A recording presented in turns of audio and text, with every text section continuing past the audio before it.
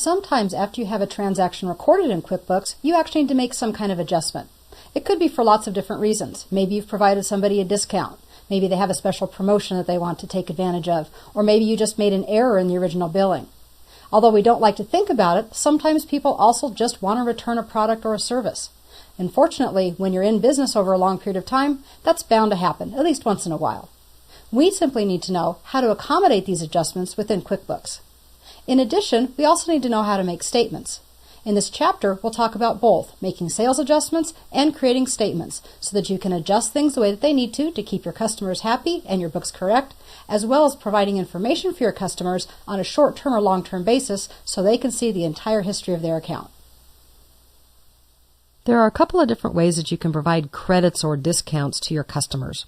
I'm going to go ahead and continue working in the file that we've been working in. If you're just joining us, you can find this file in the Chapter 11 folder as well. What I want to do is I want to actually create a discount by using a discount item. So I'm going to move over to the Create Invoices link, give that a click, and I'm going to create a brand new invoice for one of our customers, Sharon Marsh. There we go. Now Sharon wants to have some training, of course, so we're going to use the item code, and let's say she's interested in some advanced word training.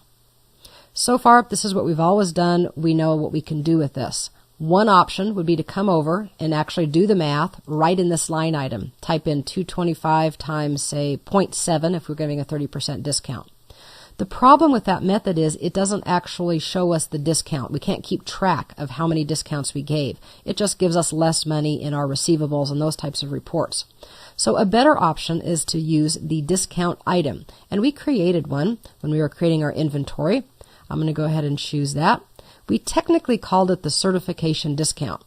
If you want to keep different types of discounts separate from each other, then you should create different items.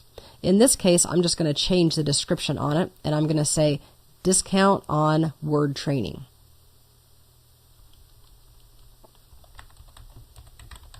What I normally like to do with my invoices is I like to be very detailed.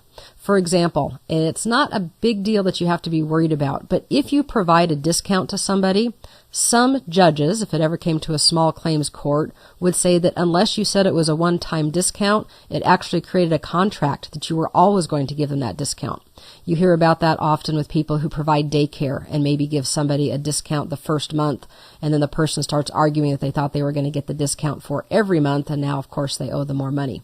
So you might put one-time discount on word training, or something else that just tells them that this is only a one-time thing. It's not something that they should expect all of the time. That's more of a legal kind of thing, though, but just a little idea that maybe you want to think about before you create your invoices. This discount was set up with a static amount, and it's come in at a negative $15. And of course, we could use that just the way it is. But remember that any item you create, when you actually use it in an invoice, it can be modified. For example, I just modified the description, and we can always do that. We also can modify the price or the percent. I'm going to go ahead and press my Tab key, and instead of the minus $15, I'm going to give her a 30% discount. I simply type in the 30%, press Tab, and now it's a negative $67.50. Also notice that I typed in a positive 30%. The computer knows that it's a 30% discount, so it changes it to a negative 30%. So that's one way to do this. I'll go ahead and save this invoice, lower right-hand corner, and that'll get us back to our normal screen. And the second thing that I want to do is show you that another option is to simply void an invoice. We've talked about this a lot before, and in QuickBooks, as well as a lot of other things, you really need to leave a so-called paper trail. Even though it's still electronic, we call it a paper trail. That means that I don't want to just go in and delete something. I want to have a record that Sharon originally ordered some training, we gave her a discount, and then for some reason she decided to cancel that particular order.